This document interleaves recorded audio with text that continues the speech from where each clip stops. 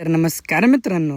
तर आता आपण कुठे निघाले म्हणजे आपल्या बब्याला आणि शोरला घेऊन फिरायला निघालो. तर विषय असा आहे की लई दिवस झाला आपल्या बब्याला बाहेर काढलं नव्हतं, मग त्यामुळे आता म्हणलं फिरून आणूया. तर त्याच्या मागणं आपला शौर्य कसा पळत आला बघा. त्याला घराला घालवलं तरी आपल्या मागणं पळत आलाय आणि पुढनं असा गोल एडा कॅनेलचा काढाय गेला आपला बब्या सुटला हातातनं आणि शोरला काय धरून मी बसलेलो. आणि बघा इकडे आपल्या पत्रिका पण लिहायला चालू होत्या आणि इकडे मम्मी हळदी कुंकू पण आपल्या पत्रिकांना लावत होती. आणि आपल्याला आता करायचं होतं व्हिडिओ, त्यामुळे आता आपल्याला असल्या लोकेशनला शांत ठिकाणी यायला लागतं व्हिडिओ करण्यासाठी बघा.